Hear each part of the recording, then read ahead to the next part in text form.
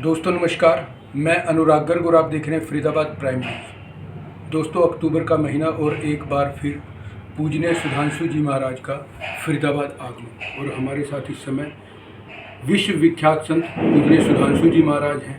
आइए उनसे जानते हैं आज के इस दौर में किस तरह से सत्संग लोगों के जीवन में एक अहम महत्व रखता है। फरीदाबाद प्राइम न्यूज़ पर महाराज जी स्वागत है। सभी के लिए बहुत बहुत मंगल कामनाएं और मैं आप सभी के लिए दीपावली की बहुत बहुत शुभकामनाएं अर्पित करता हूं। और आज का जो तनाव का अशांति का युग है और हर व्यक्ति दौड़ रहा है सुबह से लेकर शाम तक, पता नहीं लगता वो क्या किस लिए दौड़ रहा है, क्या पाना चाहता है। महसूस होता है कि सभी लोग अपने जीवन में सुख भी चाहते हैं, शांति भी चाहते हैं। हर आदमी चाहता है कि मेरे जीवन में खुशहाली आए।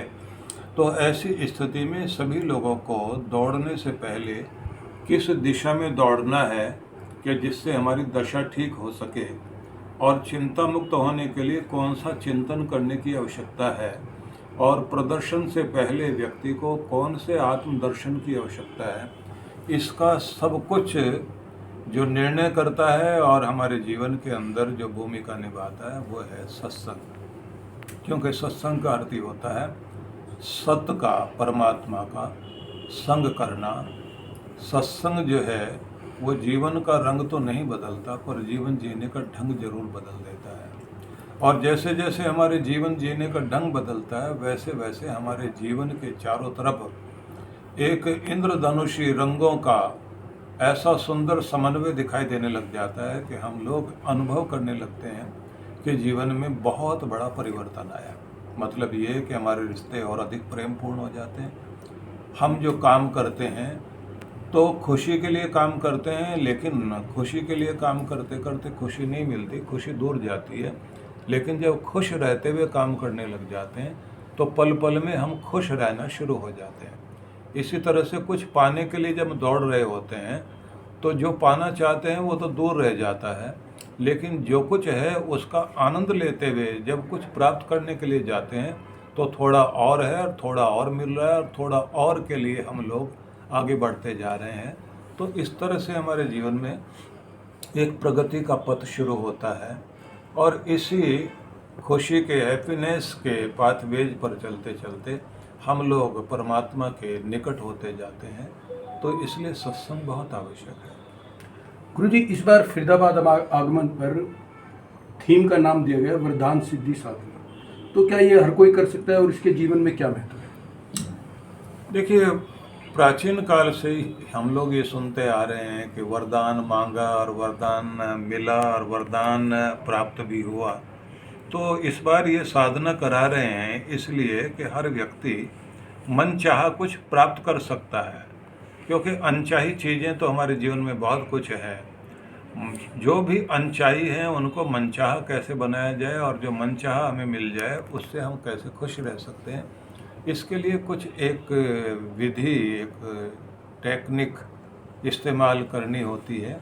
वो साधना में बताई जाती है कि सब कुछ आप प्राप्त कर सकते हैं, लेकिन उसके लिए क्या प्रयोग करना। और ये विशेष तौर से जब दीपावली का अवसर होता है तो लक्ष्मी आराधना का यही समय है और प्रॉस्पेरिटी लाने के लिए, सुख समृद्धि लाने के लिए भी, खुशहाली लाने के लिए भी ये समय बहुत उपयुक्त है।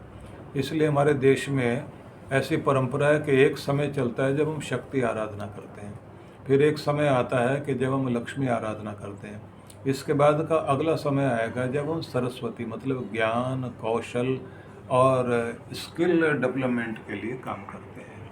तो इस तरह से जो है ब्रह्मांड से आती हुई जितने भी किरणें हैं, जो पॉजिटिव एनर्जी है, उसे कैसे पाया जाता है और उसका लाभ कैसे उठाया जाता है, ये सब उसमें बताया जाता है। महाराज जी, पिछले 1.5 वर्षों से एक अभियान छेड़ा है विश्व जागृति मिशन के द्वारा, परिवार जोड़ो अभियान। इसके पीछे क्या भाव है और इसका क्या महत्व है? देखिए, परिवार टूट रहे हैं और हर घर में कई कई घर दिखाई देते हैं, क्योंकि सब बच्चे अपने अपने कमरों में बंद हैं। वहीं भोजन करेंगे, वहीं तैयार होंगे, बाहर निकलेंगे, टीवी देख लिया, फेसबुक पर लोगों से संबंध बना लिए, लेकिन बाहर माँ बाप से नहीं बैठ पाते, फेस टू फेस नहीं बैठ पाते। तो इसलिए एक अभियान शुरू किया गया है कि परिवार जो है आपस में भी जुड़ें, और परिवार परिवार जो जुड़कर समुदाय से जुड़ें, और हम एक अच्छे समाज का निर्माण कर सकें। तो इसके लिए जो है बच्चों के अंदर वो कुछ संस्कार आएँ, जनरेशन गैप जो बन रहा है उसे कम किया जाए।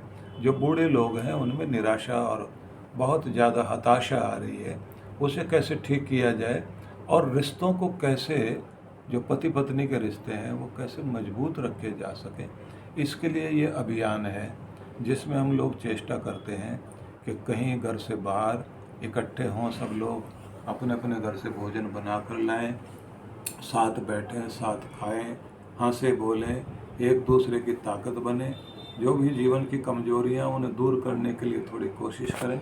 तो ये एक ऐसा अभियान है जिसकी आज के समय में बहुत आवश्यकता है, क्योंकि हम लोग जब ये चीज़ें सीखते हैं, समझते हैं, तो महसूस होता है कि पति पत्नी के बीच में कोई तनाव आए तो तीसरे को डालने की ज़रूरत नहीं होनी चाहिए, क्योंकि पति पत्नी की लड़ाई एक बार तो लगता है हिंदुस्तान पाकिस्तान का वार शुरू हो गया, लेकिन रात में झगड़ा हो रहा है, सवेरे देखते हैं दोनों आराम से नाश्ता कर रहे हैं बैठे हुए, और अगर बीच में कोई पड़ जाए तो फिर वो दीवार बनने लग जाती है, क्योंकि कुछ लोग मुंह देखी बात करने वाले होते हैं। किसी को लगता है कि पति को अपनी तरफ कर लिया जाए, किसी को लगता है पत्नी को अपनी तरफ कर लिया जाए।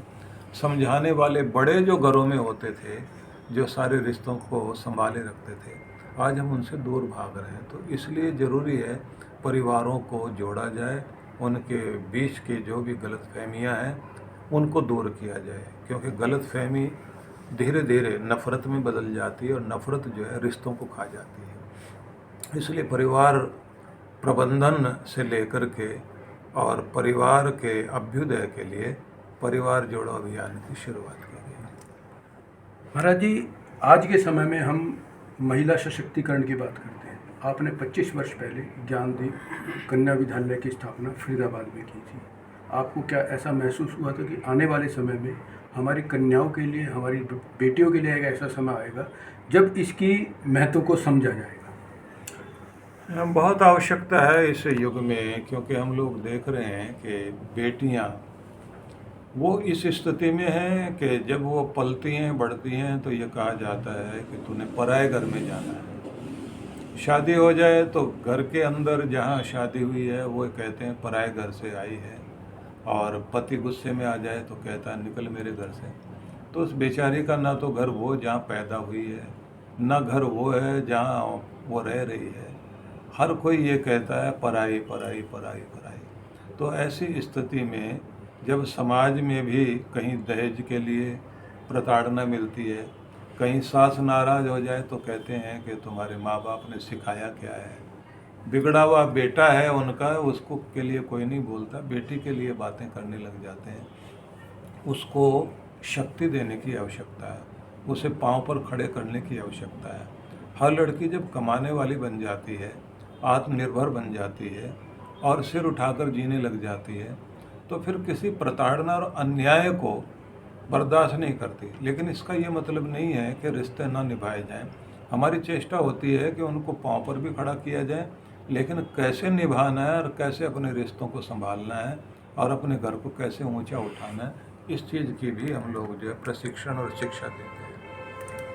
महाराज जी, एक मुख्य ज्वलंत मुद्दा है इस समय हमारे समाज में, हमारी जो युवा पीढ़ी है वो पाश्चात्य संस्कृति की ओर जा रही है, और उसका एक, अगर हम कहें, साइड इफेक्ट टूटते हुए परिवार। इस पर आप किस तरह? देखिए, इसमें एक षड्यंत्र की बू आती हुई दिखाई देती है कि ऐसे धारावाहिक, ऐसे सीरियल शुरू कर दिए गए हैं जिसमें रिश्तों की गरिमा ही नहीं है, और जिन महिलाओं के प्रति, बड़ी महिलाओं, बुजुर्ग महिलाओं के प्रति हमारे मन में बहुत आदर होता था, जिनके लिए हम समझते थे कि ये हर झंझट को, समस्या को सुलझाने में सहयोगी है, तो ये लोग सीरियल में ऐसा दिखाते हैं कि वही घर में आग लगा रही है, कलह कलेश कर रही है, और वो कोई एक जो है जैसे विलन की भूमिका, वैम्प की भूमिका निभा रही हो। तो ऐसी चालें चलते हुए उनको दिखाते हैं। बहुओं को ऐसा दिखा रहे हैं कि जैसे उनके पास में चरित्र नाम की कोई चीज़ ही नहीं है, बच्चे ऐसे दिखाए जा रहे हैं जो माँ बाप से विद्रोह कर रहे हैं। तो इसका जो महिमा मंडन हो रहा है और फिल्मों में जो बदले की भावना को बहुत अधिक ढंग से दिखाया जाता है और गलत काम करके रातों रात अमीर बनने के लिए हीरो को वैसा प्रस्तुत किया जाता है और प्रेम पाने के लिए वो जो है किसी का खून कर दे, किसी के घर में आग लगा दे, जला दे, ऐसे जो नायक दिखाए जा रहे हैं तो वो समाज की संरचना पर बहुत बुरा असर डाल रहे हैं। तो ऐसे समय में हमारी सबकी चेष्टा होनी चाहिए। एक बेहतरीन समाज का निर्माण अगर करना है तो हमें इस बात के लिए प्रोत्साहित करना चाहिए, बल्कि गवर्नमेंट को भी ध्यान रखना चाहिए कि इस तरह के सीरियल बना करके और इस तरह की फिल्मों से हम क्या मैसेज देना चाहते हैं। क्योंकि हमारे जो पुराने ग्रंथ हैं जिनमें नाटक के बारे में लिखा है कि नायक कैसा होना चाहिए, वो कैसा आदर्श होगा, आदर्श समाज का निर्माण करे, उसके अंदर जो है किन किन गुणों का और कैसी नायिका कैसी होनी चाहिए, उस सब की मर्यादा बताई गई है वहाँ। लेकिन अब जो है ये मर्यादाहीनता जैसी दिखाई जा रही है, उसके कारण जो है एक बहुत भ्रष्ट समाज की संरचना हो रही है। ये एक चिंता का विषय है और जो समाज शास्त्री हैं, मनोवैज्ञानिक हैं, वो भी सब इस समय चिंता करने लग गए हैं। और बनाने वाले ये कहते हैं कि जो समाज में घट रहा है हम तो वही दिखा रहे हैं। तो तुम जो है घर का कूड़ा, किसी घर में या दुनिया में कहीं कुछ हो गया हो, उस कूड़े को ले जा कर के चौराहे पर रख रहे हो। समाज में बहुत अच्छी अच्छी चीज़ें भी तो हो रही हैं। सनसनीखेज समाचार हम लोग सामने लेकर आएंगे, लेकिन जो शुभ समाचार हैं जिनके कारण जो है समाज में कुछ बहुत बेहतरीन हो रहा है, उनको प्रोत्साहित किया जाए और जहाँ कुछ गलत हो रहा है उसके बारे में जो है लोगों को बताया जाए कि ये चीज़ें जो हैं विद्रूप कर रही हैं समाज के स्वरूप को। तो एक अच्छी दिशा में हमें बढ़ना होगा और पॉजिटिविटी को पैदा करने की अगर चेष्टा करेंगे तो एक अच्छे समाज का निर्माण होगा। महाराज जी, अभी आपने समाज की चिंता की बात की, लेकिन समाज में चिंता का एक और बड़ा विषय है समाज में बढ़ रही संतों की संख्या को लेकर, जिनके अस्तित्व को लेकर, जिनके चरित्र को लेकर लगातार देखा भी गया है। इसको लेकर भी समाज में एक बड़ी चिंता है। इस पर देखिए, समाज में अगर हम देखें तो पूरे संसार में अगर आज 840 करोड़ लोग रहते हैं तो केवल हिंदुओं को टारगेट करके जिस तरह की चीज़ें की जाती हैं, ये एक जानबूझकर षड्यंत्र और साजिश के तहत कुछ चीज़ें की जाती हैं। आप एक बात समझिए कि संतों के द्वारा जो समाज में संदेश दिए जाते हैं उसका कितना बड़ा प्रभाव है कि भारत में एक परंपरा है कि कहीं भी कोई दुर्घटना हो जाए, कोई बाढ़ आ जाए, कोई सुनामी आ जाए, भूकंप आ जाए, तो हमारे यहाँ का समाज इतना अच्छा समाज है कि गवर्नमेंट बाद में पहुँचती है, पहले आसपास के लोग सहायता करने पहुँच जाते हैं। गरीब भी अपने घर से रोटी खिलाने के लिए तैयार हो जाता है। तो इन सत्संगों का प्रभाव, संतों का प्रभाव है कि इन्होंने इतना दया धर्म की भावना पैदा कर दी।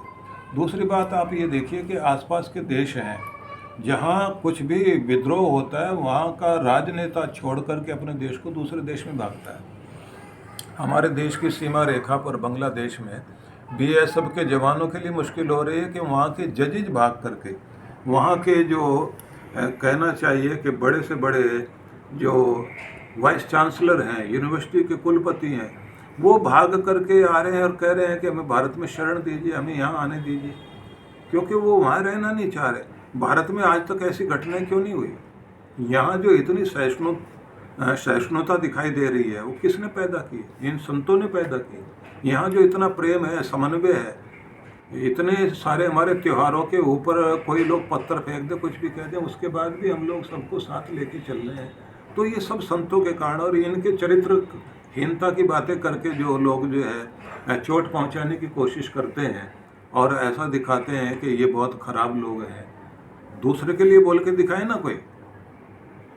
अगर दूसरों के आंकड़े आप देखें तो आप हिल जाओगे। पूरी दुनिया में जो आंकड़े हो रहे हैं, पूरे भारत में जो दूसरे समाज के आंकड़े हैं, यहाँ तो गिने चुने किसी की कोई चीज़ हो गई उसको इतना उभारा जाता है, ऐसा दिखाया जाता है जैसे जो है संत समाज तो कुछ अच्छा समाज ही नहीं है। तो ये एक बहुत बड़ी साजिश है और उसी के ऊपर कैमरा लगा करके या उसी को जो है सामने शोर मचा करके जिस तरह से दिखाया जाता है, तो ये एक बहुत दुखद स्थिति है। फिल्मों में भी ऐसे दिखाया जाता है। फिल्मों में भी जो है पंडित को खराब दिखाया जाएगा, महात्मा को खराब दिखाया जाएगा, दूसरे को दिखाओ ना। और अगर आंकड़े देखें आप, तो आंकड़े देखिए, आप हिल जाएंगे। तो मैं इसलिए ये कहना चाहता हूँ कि ये एक साजिश है, और अब जो है इस तरह की साजिश के शिकार हम नहीं होंगे। समाज में जागरूकता आ रही है। महाराज जी, मेरा अंतिम सवाल है राजनीति को लेकर। क्या धर्म और अध्यात्म को राजनीति से जोड़कर हमारे समाज में कुछ बड़े बदलाव किए जा सकते हैं? क्योंकि आज आप देख रहे हैं राजनीति में कई ऐसे सवाल उठते हैं और कहीं ना कहीं उनका सवाल धर्म में और अध्यात्म में मिल सकता है। देखिए, धर्म तो वो साबुन है, जहाँ भी जाएगा सफाई करेगा, लेकिन कौन सा धर्म? ये सनातन धर्म। ये जहाँ पर भी गया है इसने समाज का अच्छा निर्माण किया है। दूसरे धर्म और मत पंथ भी बहुत अच्छे हैं, लेकिन जहाँ राष्ट्रवाद में मजहब पहले, वहाँ समस्या है। हमारे लिए हमारा देश पहले, हम तो अपने भगवान को भी बाद में रखते हैं, अपने धर्म को भी बाद में रखते हैं। दूसरी बात यह है कि हम लोग ये भी मानते हैं कि कास्ट भी बाद में, राष्ट्र पहले। और जब तक इस बात को नहीं हम लेकर के चलेंगे, तब तक हम लोग जो है सुरक्षित नहीं रह सकते। इसलिए आवश्यकता है इस बात की, धर्म तो जहाँ भी जाएगा कल्याण करेगा, लेकिन कौन सा धर्म? मानव धर्म, मानवता को पोषण देने वाला धर्म जहाँ भी जाएगा वो सबका कल्याण करेगा। और राजनीति के क्षेत्र में भी जाए या दूसरे क्षेत्र में भी जाए, जो मानवीयता के लिए कार्य करने वाला है, ऐसे गुण धर्मों को लेकर लोग आगे जाएं तो हर जगह कल्याण। तो दोस्तों, ये थे हमारे साथ विश्व विख्यात संत सुधांशु जी महाराज, जिनके साथ हमने सामाजिक, राजनीतिक व धार्मिक तमाम मुद्दों पर चर्चा की। बने रहे हमारे साथ अन्य खबरों के लिए। मैं अनुराग गर्ग।